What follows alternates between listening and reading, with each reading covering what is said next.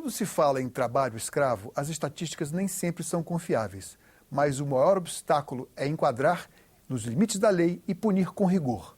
Para que isso aconteça, é imprescindível a fiscalização.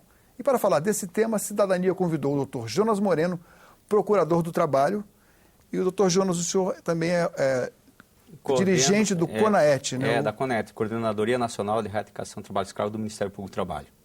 Eu gostaria de exibir para os senhores, para os telespectadores também, uma matéria que o Jornal do Senado, que é uma emissora pública, a nossa TV do Senado, fez em 2007. E eu gostaria de fazer alguns comentários depois, porque essa matéria o senhor vai ver que ainda é atual. Por favor, roda o VT.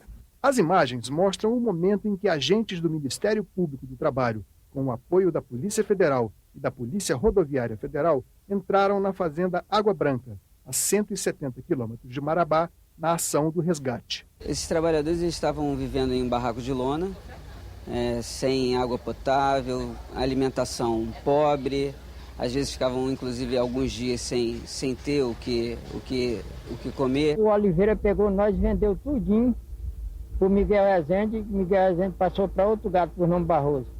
Vendeu vocês como? Mas gente não se vende? Como é que... Vende a 80 cruzeiros cada uma cabeça.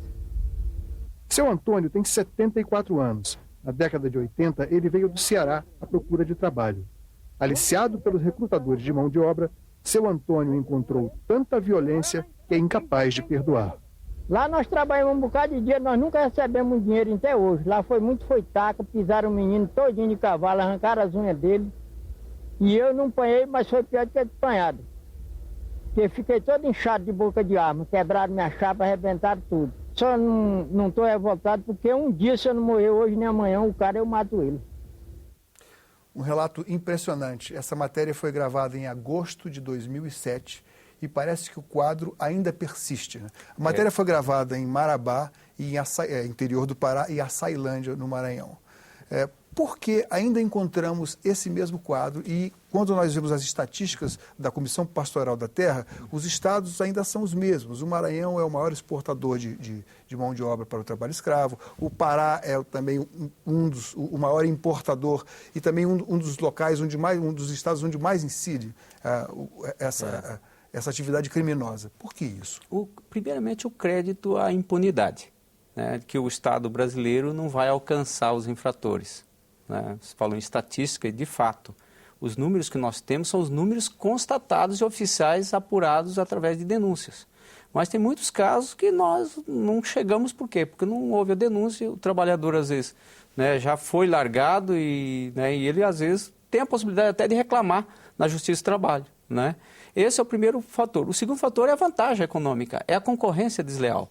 Professor, para se imaginar, colocar um gado na porta do frigorífico para o abate, ele tem um custo, e esse custo, para quem quer explorar essa forma, né, de degradação humana, é menor. Então, quer dizer, é até uma concorrência desleal, além da violação aos direitos básicos dos seres humanos, né, ao princípio da dignidade da pessoa humana, esse também é uma vantagem econômica para o explorador. Então, quer dizer, a impunidade, a vantagem econômica para ele produzir aquele produto, né, colocar aquele produto no mercado a um preço menor. Então, quer dizer, são fatores, infelizmente, da situação atual. Só para ter uma ideia, em plena votação da PEC na Câmara dos Deputados, uma operação também resgatando trabalhadores das mesmas condições relatadas na reportagem. Agora, de 1995 até hoje, ou até pelo menos meados do ano passado, estimava-se em 45 mil pessoas resgatadas do trabalho escravo. Qual é o perfil dessa pessoa que é vulnerável, que é aliciada pelos chamados gatos, que lá no interior dos estados para ir trabalhar em condições subhumanas? Esse seu Antônio, por exemplo, é um analfabeto, já é um senhor de idade, eu acho que em 1970, 40 anos atrás, quando ele devia ter seus 30 e poucos anos de idade, ou seja, é uma vítima social da ausência de oportunidades, que certamente deveria ser um agricultor familiar, que foi, por via das circunstâncias, levado para um outro estado e lá escravizado. Esse é o perfil? Você deu a pedra de toque. É o perfil mesmo, é o trabalhador que é originário de estados com IDH muito baixo. a educação ela é um pouco relegada, né?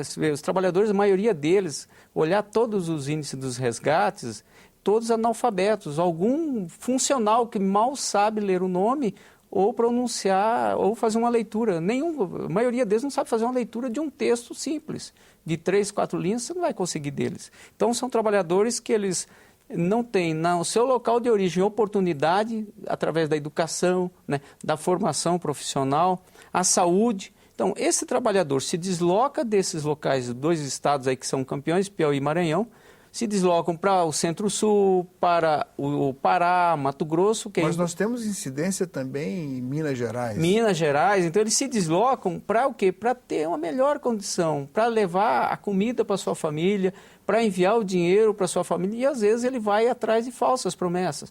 Mencionou o gato é uma figura típica dessa forma de exploração. Ele vai, promete para esse trabalhador uma remuneração justa, condições de alojamento boas, e quando chega lá, esse trabalhador não é nada disso, ele não encontra nada disso. Às vezes o lugar é tão distante para se fazer uma denúncia que esse trabalhador ele sai fugido. Aí sobrevive em condições subhumanas, sem higiene, bebendo às vezes água que é também utilizada pelos animais. A mesma água. Fica refém de uma dívida na mercearia ou na venda que é do próprio atravessador. Por isso que o legislador ele colocou no tipo penal do 149 condições degradantes, né? Imagina que para nós seres humanos, o que é padrão normal de dignidade, agora colocar esse trabalhador para morar em condições de barracos que não tem ele não tem nenhuma condição de habitação, beber da mesma água do gado, né? E sem nenhuma proteção, quer dizer, não podemos aí conceber, né, que realmente um país que busca ganhar, né, o primeiro mundo, como, né? Agora, e ainda tem essas práticas. Um argumento que é muito utilizado quando se compara, por exemplo, regiões e quando se compara também o trabalho escravo numa cidade como São Paulo, que urbano, é uma realidade. É uma novidade. Então, há certos argumentos, que, a meu ver, falaciosos, que colocam a seguinte constatação. Mas para o trabalhador do Nordeste, do Norte do Nordeste, aquelas condições nem são tão subhumanas assim. Eu acho até que isso... Em absoluto, né, são condições que a gente não pode admitir de que se queira produzir, ter ganho econômico em cima da exploração, inclusive, de submeter essa pessoa a condições, inclusive, de atentado contra a saúde dela. E não é pelo fato de, num cubículo em São Paulo, os bolivianos, no caso, terem colchonete ou terem talvez até água filtrada, assim, mas isso também não deixa de ser degradante. Né? É absolutamente degradante. Esse trabalhador ele se desloca do país vizinho em busca de melhores condições, chega, né, também com falsas promessas, em muitos dos casos, falsas promessas, e aí ele é colocado nessas oficinas, a maioria delas de fundo de quintal, sem nenhuma condição, ali trabalha, dorme, cuida da criança, muitos casos recentes aí, está ali a trabalhadora com o seu filho, né, trabalhando 16, 17 horas, jornada exaustiva, né? Então, quer dizer, nós não podemos ainda admitir que isso num Brasil que se pretende, né, avançar em termos sociais, ainda essas práticas. Quais são as 4 condições básicas para que se possa tipificar o crime de trabalho análogo da escravidão? A primeira é o trabalho forçado, né? O segundo é a restrição da liberdade. Terceiro... Ou seja, não tem condições sob qualquer meio, retenção de documento, né, então superfaturamento, dívida, né, por razão de dívida. A terceira é a condição degradante, é essa que está mencionada na reportagem, botar o trabalhador para beber da mesma água que serve o gado, aquela água às vezes cor de Coca-Cola. Muitos falam, mas essa água que eu bebo é cor de Coca-Cola, né, mas é uma água que não tem nenhuma salubridade, ela não é água insalubre. E a quarta é a jornada exaustiva, que leva o trabalhador à exaustão. Então, no artigo 149, o legislador, ele houve por bem colocar, porque realmente são condições que não tem como se falar que não sejam análogas à de escravo, porque essas condições já eram praticadas e, ao longo do tempo, elas vieram sendo mantidas, né?